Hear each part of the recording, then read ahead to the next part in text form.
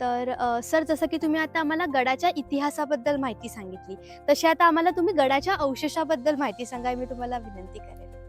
नक्कीच. आता आपण ज्या ठिकाणी उभे आहोत, तो गडाचा मुख्य दरवाजा म्हणजे उत्तर दरवाजा आहे. हं. ह्या दरवाजाची रचना गोमुखी पद्धतीची आहे. आपल्याला दिसत असेल.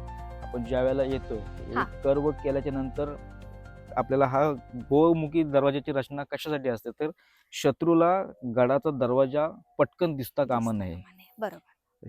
शत्रू जर आक्रमण झालाच, तर आपल्याला त्याला अडवता हं. यावं यासाठी अशा दरवाजांची रचना केली जायची.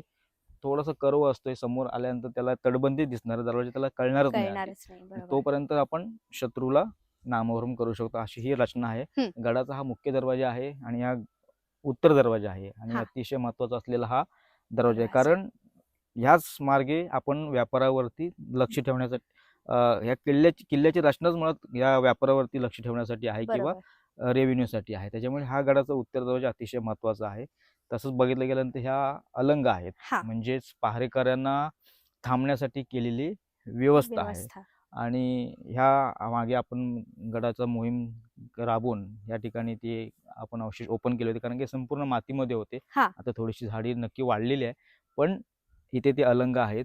हे बरोबर. दगडी आपल्याला दिसतायत. ह्या दगड पूर्ण ह्या दरवाजामध्ये होत्या. खूप सारी माती होती. हं. ते सगळा मोकळा आपण केलं आणि सगळी दगड ह्या बाहेर ठिकाणी आपण काढलेलं आहे. ठेवलेले आहेत. कारण का ह्याचा आपण पुन्हा यूज आपल्याला करता यावा यासाठी ह्या नक्कीच. ठिकाणी आपण ठेवलेले आहेत. नक्कीच. आपण काही प्रत्येक स्पॉटवरती किंवा प्रत्येक महत्त्वाच्या भागांवरती अशा प्रकारे स्कॅनर आपण या ठिकाणी लावलेले आहे. कारण प्रत्येक वेळेला इथे येणं शक्य नाही झालं, नाही तर आहे. आलेल्या गडप्रेमीला या गडाचा इतिहास किंवा गडाची माहिती मिळावी यासाठी आपण या ठिकाणी आपल्या राज्य सामाजिक प्रतिष्ठानच्या माध्यमातून ते स्कॅनर लावलेले आहेत. स्कॅन केल्यानंतर आपल्याला त्याची माहिती डिटेल भेटते. मिळणार त्या हे स्पॉटची. खूप म्हणजे खूप थॉटफुल आहे हां, आणि खूप महत्वाचं आहे. म्हणजे जर इथे कोणी नसेल, जसं की तुम्ही आता आम्हाला माहिती देताय आणि जर आम्ही आलोय आणि आमच्याकडे नाहीये काही माहिती घेण्यासाठी, बरोबर. तर आम्ही हे स्कॅन करून नक्कीच वाचू शकतो. नक्कीच, ही नक्की. खूप मस्त आहे हे, म्हणजे खूप सुंदर कल्पना आहे ही. पण उत्तर दरवाजाकडनं पुढे आल्याच्या नंतर आपल्याला इथं दिसतो की ह्या ठिकाणी चुन्याचा चुन्याचा घाणा आहे.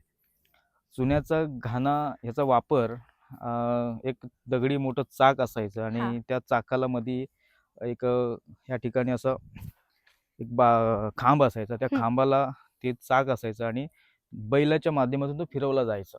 अच्छा, आणि याच्यामुळे. ह्या भागामध्ये ह्या गडाला बांधकामासाठी जो काही मटेरियल तयार केलं जायचं, मग त्यामध्ये पूर्वी चुना असेल, हां. जस्त असेल, शिसा असेल किंवा काही वनस्पतींची फळं आणि पानं अशा पद्धतीनं मिश्रण केलं जायचं. जसं आता काँक्रीट केला जातो. बरोबर. त्याच पद्धतीचं एक मटेरियल या ठिकाणी तयार केलं जायचं आणि ज्या ठिकाणी बांधकाम करायचं तो बांधकामासाठी तो वापरला मटेरियल जायचा. वापरलं जायचं. आणि आपण आता बघितलं तर गडावरती बऱ्यापैकी बांधकाम लॉकिंग हं. स्टोन लॉकिंग या पद्धतीमध्ये आहे. बरोबर. पण काही बांधकाम आपण पाहतो, जसं आता हा पाण्याचा टाका आहे. हां. त्या पाण्याच्या टाक्यामध्ये बांधकामासाठी चुन्याचा वापर केलेला आहे. तो मटेरियल याच ठिकाणी तयार केलेला असावा. हा नक्की. चुन्याचा घाणा फार महत्त्वाचा आहे. या ठिकाणी हां. सुद्धा आपण तशाच पद्धतीचं स्कॅनर इथे लावलेला आहे, जेणेकरून आपल्याला आपल्या येणाऱ्या पर्यटकांना या ठिकाणची माहिती माहिती मिळेल. समजते.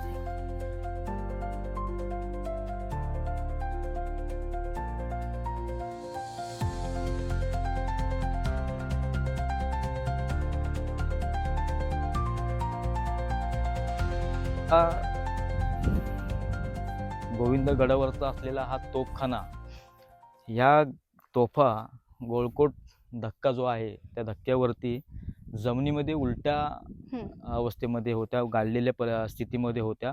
त्यातल्या ह्या ज्या 6 तोफा आहेत, त्या हां. 6 तोफा 2017 साली आपल्या प्रतिष्ठानच्या माध्यमातून आपले ग्लोबल टुरिझम असेल किंवा हां. आमचं देवीचं देवस्थान आहे, करणेश्वरी देवस्थान आहे, यांच्या सहकार्यातून त्या 6 तोफा आपण त्यावेळेला जमिनीमध्ये काढून ह्या ठिकाणी संवर्धित करून ठेवलेल्या. 2021च्या शिवजयंतीच्या निमित्तानं ह्या बाकीच्या 2 तोफा, त्या 2 तोफा, अशा 4 तोफा हं. आपण ह्या ठिकाणी आणून ठेवलेल्या आहेत. अतिशय महत्त्वाचा असलेला हा तोफखाना आहे. हं. आता बऱ्याच किल्ल्यांवरती अशा तोफा पाहायला मिळत नाही. जरी असल्या तरी एखाद दुसरी तोफ पाहायला मिळते. बरोबर.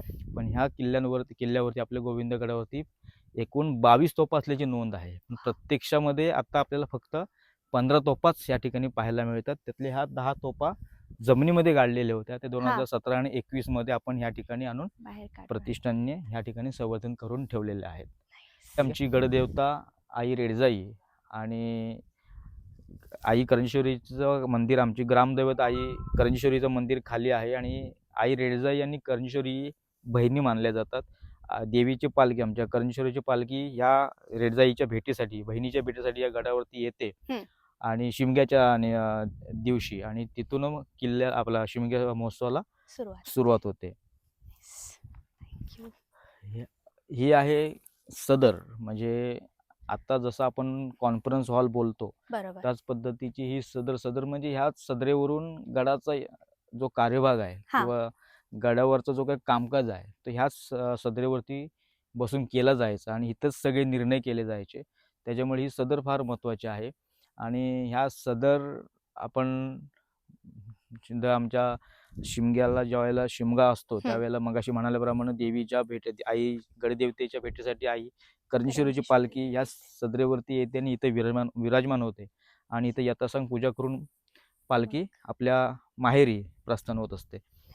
आता आपण ह्या ध्वजबुरुजावरती आहोत आणि या ठिकाणी आपल्याला पुन्हा 2 तोफा पाहायला मिळतात. ही तोफ आहे ओतीव पद्धतीची तोफ आणि अतिशय दुर्मिळ असलेली तोफ ही बांगडी तोफ आहे. महाराष्ट्रामध्ये आपल्याला फार कमी तोफा पाहायला मिळतात. त्यापैकी एक तोफ ह्या गोविंदगडावरती आहे आणि हिचं फार महत्त्व आहे. तो ओतीव तोफ आणि बांगडी तोफेमधला फरक एवढाच आहे की ओतीव तोफ एकदा मारा केल्यानंतर तिला थंड होण्यासाठी थोडासा वेळ लागत होता. हिच्यापेक्षा थोडा कमी वेळ हिला लागत होता, लागत असल्यामुळे ही मारासाठी पुन्हा सिद्ध व्हायची. त्याच्यामुळे ही तोफ फार महत्वाची आहे. एक रिंगवर रिंग अशी जॉईन करून त्या बांगडी, हे आपल्याला बघायला आता थोडंसं काळोख आहे पण ह्या आपल्या रिंगा दिसत आहेत. बरोबर. रिंग आपण बघितल्या ते एकावर एक जॉईन केलेले आहेत आणि ते अशा पद्धतीने ही बांगडी तोफ आहे. फार दुर्मिळ तोफ आहे.